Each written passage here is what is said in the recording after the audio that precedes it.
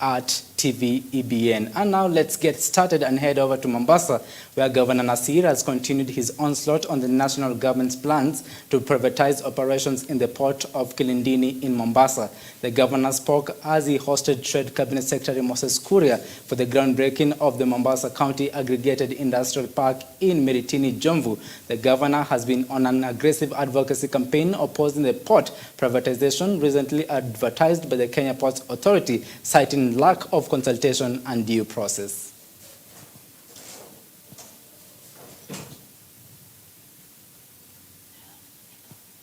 No one is denying growth. No one is denying development.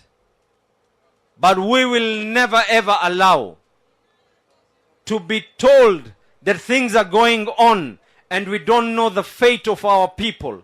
We will not be part and parcel of a conversation that the people of Mombasa have been sidelined in a natural resource that the people of Mombasa and Kenya in general believe and they can see. Kama hawaioni ile bahari kwa Mombasa, wataisikia, pengine vipofu. Watasikia mawimbi. Kama mawimbi hawaisikii, watie mkono katika bahari waionje ile maji ni ya chumvi. Yale Mungu alisababisha, kuna sababu yake kwa nini bahari ile iko katika Mombasa. Na kuna sababu kwa nini hawa waungwana wamezaliwa katika eneo la Mombasa. We will walk the journey together. Kama ni kuharibu, kuharibike.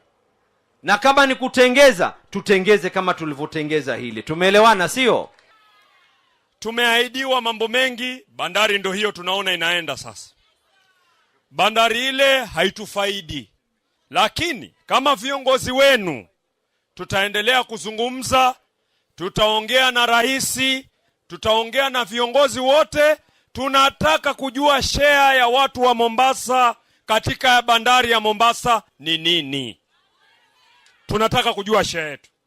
Na this time, Mheshimiwa Kuria, pengine unaweza kuwa hujui, lakini tutakukumbusha.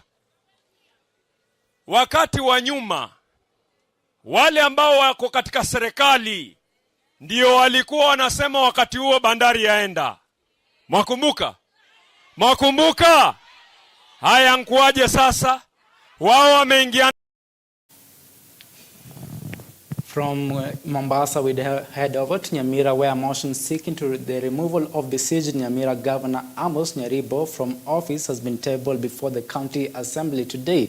Efforts by some leaders from the Gusii region to find an amicable resolution to the issues raised by Nyamira County Assembly members of the County Assembly have flopped, with the mover expected to move the motion this afternoon. The governor had over the weekend welcomed a call by religious leaders to mediate between him and the MCS, saying he was ready for talks with the local lawmakers. Some 24 out of the 34 MCAs of Nyamira County Assembly signed the impeachment motion and last Thursday validated their signatures with the clerk and vowed not to turn back. The motion must be supported by at least 23 MCAs for it to sail through to the Senate for the possible impeachment of the governor. Propose to move a motion for the removal of the governor, His Excellency Amos Nyaribo, from office.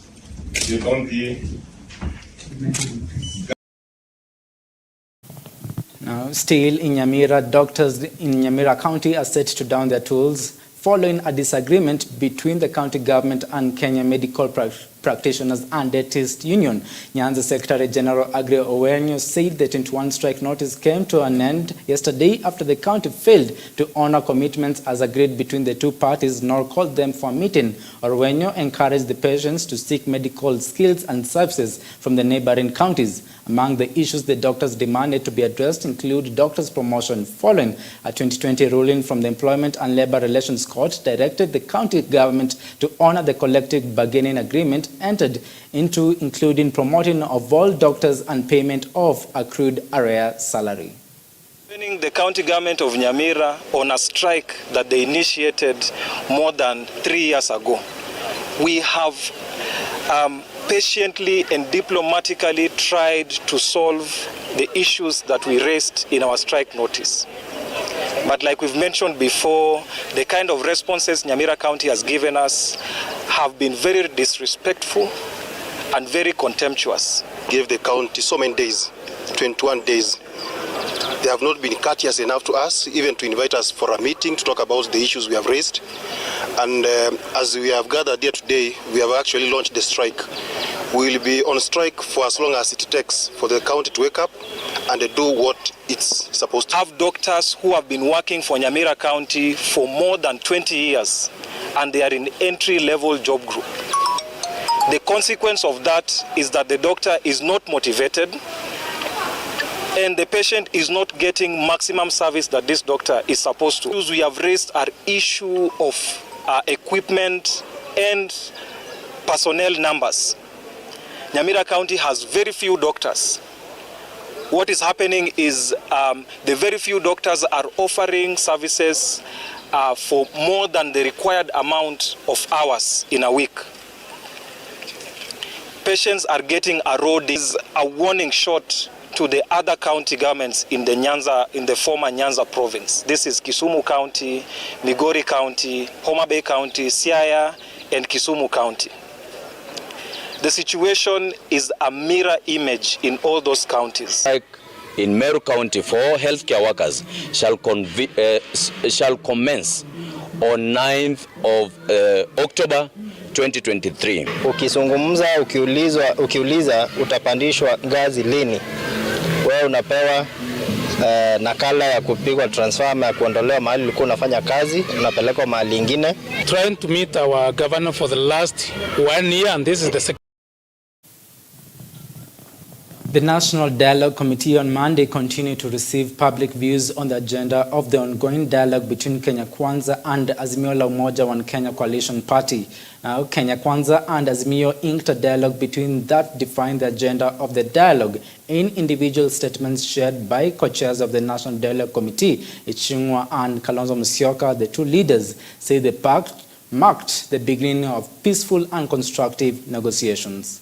The establishment of an independent and multi-sectoral task force to audit the electoral process, to identify all the loopholes and weaknesses of the electoral process and elections. Interests of putting the ghosts of 2022 to sleep. That we have a complete audit. The Council proposes the removal of the boundaries, the delimitation function from the IBC, and locating in a framework established under the Act of Parliament with multi-stakeholders representation that is set up every 8 to 10 years. And growing political parties as institutions amend Section 14A, B, and C of the Political Parties Act to provide that the by-election must be held where a member defects or is removed by deeming him or her to have joined another party. Out of 11 CEC members, sub-outs are only having 1 CEC. And that is the only county that they can call their county. County, kwa sababu ya development. Si kwa sababu mwingine, kwa sababu had party development. We can have the committee to have 2 members, a man and a woman, to represent the 2 coalition party, so that we can be 9. Results are scanned and transmitted directly from the polling station, not only to the National Tallying Center, but to all accredited political parties, all accredited media houses. Takuna, at times Raila is right. Raila ni ukweli kwa sababu you don't address injustices. You just stick to peace. Na mimi iko hapo Mulema nimefungwa mguu. Out of 11 CEC members, sub-outs are only having 1 CEC. And that is the only county that they can call their county. That's a fact. Nandi Senator Samson Cherargei has defended his proposal to increase the term limit of a president, saying the holder of office requires more time to deliver on projects and manifestos. The senator said this while appearing at the National Assembly. The legislator addressed the media, stating that there is a myriad of proposals submitted and that all parties should be respected. This comes on the backdrop of a statement from the UDA party that has distanced itself from the senator's proposal, saying it is not the party's position. What I can tell you is that the party has stated its opposition, and it is correct because I don't hold any position within the party. So the party has a way of communicating, and I'm just bringing an opinion. And that is why I was saying, let us not criminalize anybody's opinion. Everything, even 2010 Constitution, the beneficiaries were not Kibaki. The beneficiaries became others who came after 2013 when the Constitution was promulgated. So we are doing it for now and for posterity. So, and that is why, and then on the issue of campaigns, unless you are a stranger in Jerusalem, because as you and me have been in this country for some time, and I believe so, you have seen all shades of politics are happening daily. People want to even position themselves. Others wanasema bado niko na risasi ya sita. You know, everybody is saying something about 2027, and yet it's still very far. It is still 4 years. So what I'm just proposing is because people have a perception that 5 years is a short period. But if we focus and ensure that we have a term limit of 7 years, for example, somebody will settle down to do their job, and you can see others. So all others, I think let us leave it there. I don't need to answer, and I know people who read Citizen Weekly or people who read their blogs might want to allow me, but let me answer the substance, because I think the reason media wanted me to hear speaking was to be able to share my opinion as a leader and as a citizen of Kenya. And now, this is a story that has sparked debate and controversy, and we would like to hear your views and your opinions regarding this suggestion by the senator regarding the extension of the presidential term limit. Now, the Turkana County leadership has appealed to the Senate to intervene in improving the infrastructure network leading to Lake Turkana Wind Power Project to enable residents benefit as well as boost tourism. County Assembly Speaker Chris Nakuleos said the potential of Lake Turkana and many other local destinations remains untapped, costing the national and county governments millions of shillings worth of lost revenue. Appeal as the County Assembly or as the leadership of Turkana is to have the government find some funds to have this road from Lodwar to the lake fixed. We realize what we get is so small, it cannot really satisfy the demands that we have as an assembly. To urge the honorable members to be around and extract as much as you can from these senators. There's so much that you can learn, and there's so much also that these senators can be able to learn from you. You cannot oversight someone who determines when to pay, how to pay you, and therefore you need some kind of independence for you to effectively discharge your oversight role. It's going to get better, and the 2/3 actually the bill is on. We are working on it. It's already in Parliament, and Senator Sengo is fronting it. We're actually giving her all the support. Speaker wetu wa Senate, wewe ndio ng'ombe inachinjwa kwako. Wewe ndio ngamia inachinjwa kwako. Ngamia inapochinjwa, kumbuka mguu ya wama. Ni wananchi wengi wajitokeze ili waje waone bunge lao. Manake bunge la Senate ni bunge la mashinani. Ni bunge la wananchi kule mashinani. Everybody, including even the young children, are very active because most of the institutions, most of the people fear Turkana. The government says it is working to address security challenges facing communities living along Kenya's borders with Uganda, Ethiopia, and South Sudan. Border Patrol Commander Gitimba Mwita says his troops are working hard to secure the regions, despite setbacks such as overstretched resources and slow diplomatic engagements with Kenya's neighbors. Appeal as the County Assembly. For us, we are trying to make sure borders are secure, despite the low numbers that we intend to increase, so that we can cover the entire border. The rains, if we are called upon, we can't respond. The road is too muddy with a lot of water under there. The challenges that are bound to come. The challenges that you people, I believe, can be able to handle. The issues of security in this region is something that has actually hindered a lot of development to be realized in this area. Issues of demarcation and delineations of boundaries. I think this is a very big issue, Chair, which we need to call the CS for lands and the CS for security, interior, because this is a major issue. We have quite a number of issues that's affecting this country, particularly on issues of boundaries. Kenya has no clear lines in terms of their boundaries. We are yet to go. There's some money for this. Is it documented anyway?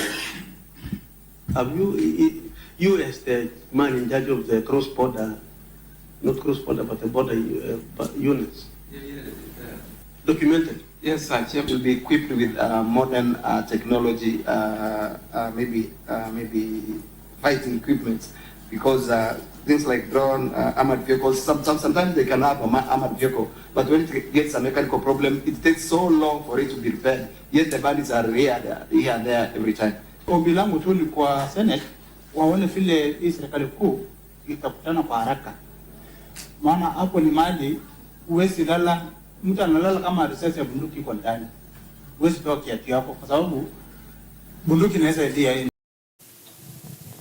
The Kenya Publishers Association is now calling on the government to scrap the 16% VAT on textbooks as a way of promoting a knowledge economy in the country.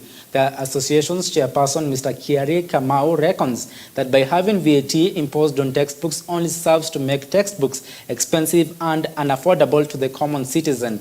He was speaking in a press briefing ahead of this year's Nairobi International Book Fair, set to take place from Wednesday, September 27th to October 1st, 2023 at the Sarit Center Expo in Westlands. The Kenya Publishers Association chairperson pointed out that the current high cost of living has led to low purchasing power, hence low uptake of general reading materials.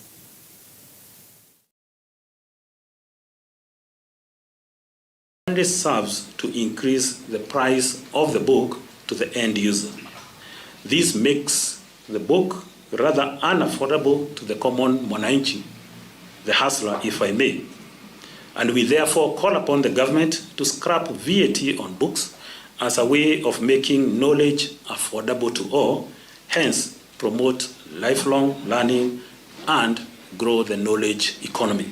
For the first time ever, this year, together with KPA and the African Publishers Network, and with friends and colleagues on the continent and from outside, we will build a rights market together, pamoja. This rights market will open up opportunities for African authors, African publishers, and for the continent. Principal Secretary in the Water Ministry, Kiprona Orono, has warned private water sellers in Garissa County against destroying water infrastructure for commercial gain. The Secretary has said that the county government is losing millions of money due to the theft of water by the businessmen in collaboration with the workers in the water departments.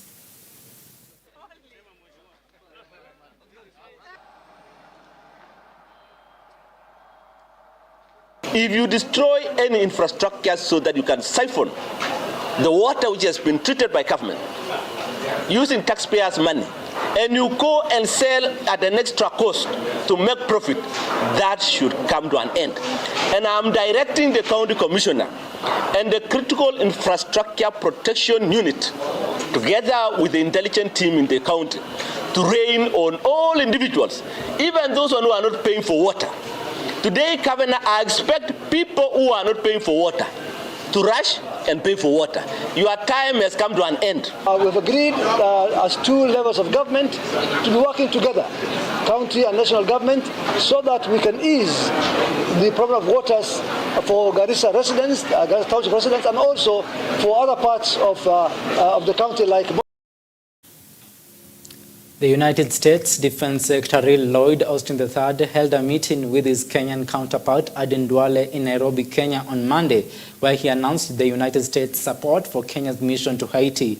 Kenya has committed to deploying a police contingent to aid in restoring security in the nation. Last month, United Nations Secretary General Antonio Guterres said that addressing the security situation in Haiti requires a range of coercive law enforcement measures, including the active use of force in targeted police operations against heavily armed gangs in the island nation.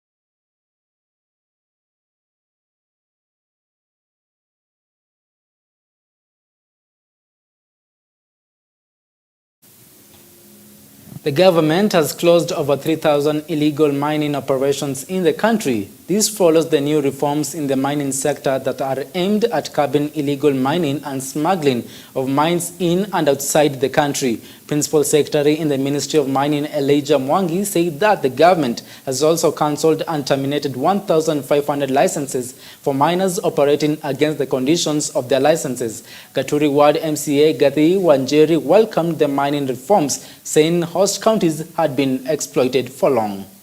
Training and financial resources. We have identified that for us to achieve the bottom-up economic transformation agenda, artisanal mining are very critical in our sector. And after they have been formalized, we shall be able to support them through finances. For instance, here in Murang'a, we have a lot of quarry. Those people, we intend to have them in cooperative. Then, where they do mining, most of them are rented or leased area. They can be able to do it for themselves. They can be able to acquire more sophisticated equipment. They can be able to market their minerals. That way, we intend to open our laboratory services here in Murang'a. We intend to bring an office here because the requirement of the Constitution is to bring resources closer to the people. And we also want to ensure that all over the country, issues to do with illegal mining and smuggling of minerals shall not be anymore. We have crossed over 3,000 illegal mining operations. We are terminating and cancelling licenses around 1,500 for those who are operating against the conditions of their licenses. We do ensure that anybody who is transporting mineral resources should have a mineral transport permit that should be issued by our regional mines office, who shall be there during the packaging to ensure that the mineral that has been requisited through our system is the one that has been packed. Phases out the old generation IDs and ushers in Maisha number cards that will have unique personal identifiers. Formerly stateless persons and now Kenyan citizens want the Immigration Department to activate the identity cards and get incorporated into the IPRS system to enable them to access various government services. Pata ile good conduct lazima upitie kwenye system. Uingie pale e-citizen upate mambo yale. Lakini akijaribu kitambulisho akisomi, hakileti details zote, akifanyi chochote, inakuwa sasa ni kama tu karatasi aliyopewa yenye picha. I have to wait for the ID to be updated into the system for me to continue with my life. I've suffered enough. So please, I need your help. Ulikuwa umesajili mwanzo, kwa hiyo document ya zamani, ID ya zamani uliokuwa nayo na ambayo kwamba tayari usharudisha kwa serikali. Hiyo sasa kwa vile una ID mpya ya namba mpya, hivyo vitu vyote kwa sasa havikufai kwamba ni vya kwako. The government is rushing into digital ID while the old ID that is supposed to assist these people is not even working. Tunalilia serikali kwamba jameni, hebu tuangalieni kwa upande huu wa e-citizen, IPRS mutuondolee ili Only 2 mandatory subjects will be used to compute KCSE main grades, down from 5 going forward. In the new grading system that will be applied to the 2023 KCSE examination, the only two mandatory subjects will be mathematics and one language, either English or Kiswahili or Kenyan Sign Language. In addition to the two, examiners will be required to pick 5 of the best performed subjects from each student. In the previous years, 5 mandatory subjects being mathematics, English, Kiswahili, 2 sciences and humanity were used while grading a candidate. According to Education Cabinet Secretary Ezekiel Mashogu, the changes are aimed at increasing the number of students who qualify for the tertiary education level. This function brings together key players who will oversee the 576 examination storage and distribution centers countrywide. The Kenya National Examinations Council will be mounting a comprehensive briefing and sensitization of all the persons involved in administration of the examinations from the 2nd to the 6th of October. We had 5 mandatory subjects across the cluster groups, that being mathematics, English language, Kiswahili, 2 sciences, and 1 humanity. In the new grading system that will be applied to the 2023 KCSE examination, the only 2 mandatory subjects will be mathematics and 1 language, either English language, Kiswahili, or Kenyan Sign Language. In addition to the 2 mandatory subjects, the Kenya National Examination Council will consider another 5 best performed subjects. It is expected that the new reform measure will increase the number of students qualifying for universities, a diploma and achievement training at the certificate and arts. They need to do emergency response. We're able to properly get it done. And even when we'll have instances that we've not foreseen, the team is adequately prepared. No supervisor or invigilator is retained in the center they served in during last year's national examinations to ensure annual rotation. Now, deliberations to set Africa as a borderless continent in its trading activities have started here in Nairobi. This is the main agenda at the 14th Summit of General Assembly of African Accreditation Corporation, which is now celebrating 13 years of existence. Hosted by the Kenya Accreditation Service, the week-long conference aims at discussing how the countries in Africa will have a jurisdiction-free zone in carrying out trade activities. The Principal Secretary for Industry in the Ministry of Investment, Trade and Industry, Juma Mukwana, stated that there is a need to have permanent remedy on the small size of African industry, which is occupying 3% of the whole world. It's a good time to reflect and ask ourselves, one, if we are ready for this industrialization cyclone that is coming. And remember, this industrialization cyclone will only work for us when we have the laws, the policies, and the regulations that will support industrialization. So we made great strides by coming together to ensure that the infrastructure for accreditation across Africa supports our Vision 2063, as well as enables and underpins the efforts under the African Continental Free Trade Area. AFRAC's success stories and professionalism are a very good example from our perspective of how to achieve a lot in a very, very focused way.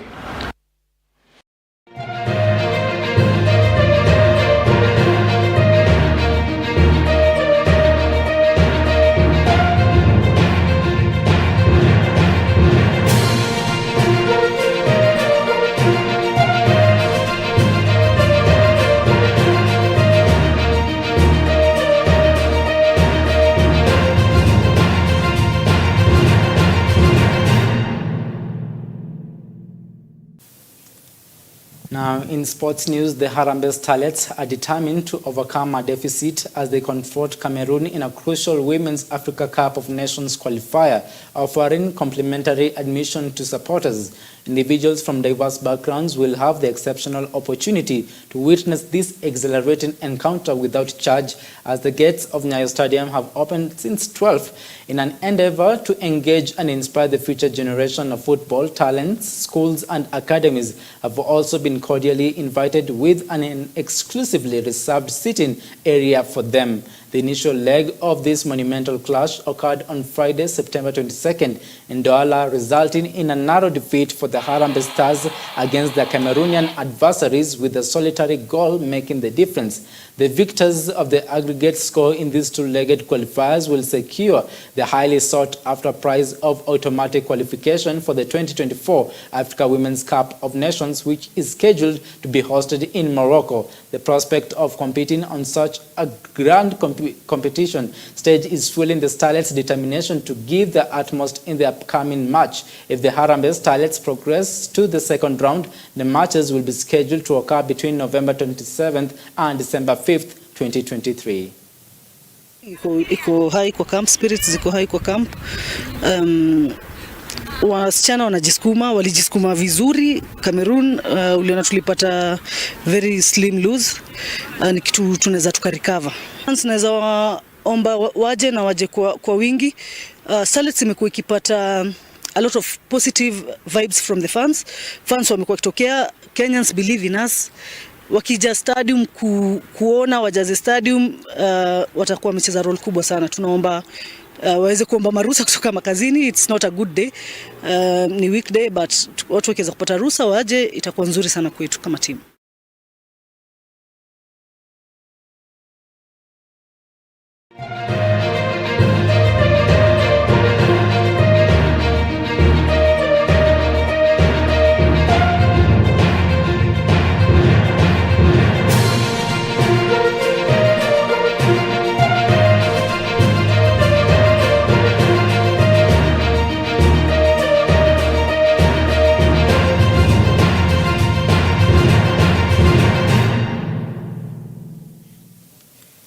The Starlets match is set to begin at exactly 3 p.m. If you have time, you can head over to the Nyayo Stadium and support our women's national team. Now, that is all from the news desk this afternoon. Thank you very much for making time to join us. For more updates, join in at 4 p.m. for the Swahili Bulletin. My name is Victor Enzabeli, and I wish you a lovely Tuesday afternoon.